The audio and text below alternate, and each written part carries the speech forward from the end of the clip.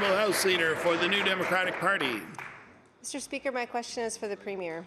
I don't need to remind the members of this House about last year's collapsed crane debacle on South Park Street in the wake of Hurricane Dorian and the chaos and resulting hardship that this caused, particularly for small businesses and residents in the corridor. Recently, the same developer whose costs were covered by this government erected a second crane at the site in order to finish the interrupted work. It's unclear that anything much has changed in the meantime, including whether the developer and the crane operator will be required to carry more appropriate levels of insurance.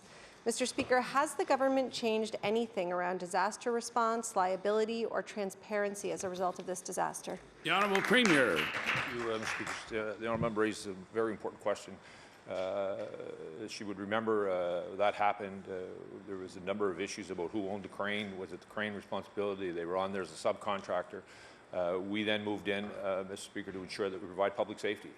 That's what this was about. It took, Mr. Speaker, much longer, I think, than any of us would have liked, but it was about ensuring the safety of the people in that surrounding community, but also those that were going to have to be on that site to remove that crane, the first of a kind of collapse that we had in this kind of a centre. They moved in, did that, and now the department will move through to ensure that we recoup the cost for the people of Nova Scotia. The Honourable House Leader for the New Democratic Party. Maybe the Minister of Business will be able to respond to whether anything has changed. My follow-up is for the Minister of Business. The many small businesses who were impacted by this issue were cautiously optimistic at the announcement of federal disaster relief flowing through the Department of Municipal Affairs last year. However, upon closer inspection, most of the businesses didn't even bother to apply. The money only covers damage to property, in many cases already covered by their insurance, and which is not the true loss suffered by them here. They made it very clear when they met with the Minister of Business last year that lost revenues were their main concern. One of the businesses posted over $100,000 in lost revenue. This is on South Park Street and Spring Garden Road in the commercial corridor that tourists frequent every single day in the summertime. Mr. Speaker, for these businesses, this was an empty gesture. Will the minister please explain how government intends to assist these small businesses? The Honourable Minister of Business.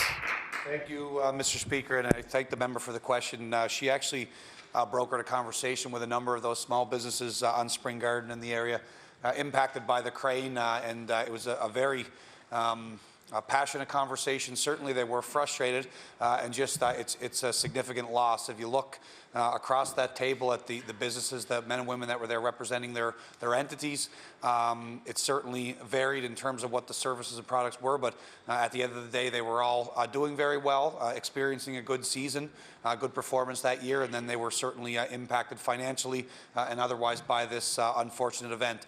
The reality is that there is the Disaster Financial Assistance Fund through the federal government. I know the member's spoken about that before, and the fact that there's insurability questions there. If it's uninsured, can they apply? And I think that that still could be an option in consultation with the Minister of Municipal Affairs. I also think that communication was the big piece. So I think that in any event and disaster such as this, it's incumbent on levels of government to get together and have true discussions with these folks about what can be done. Thanks.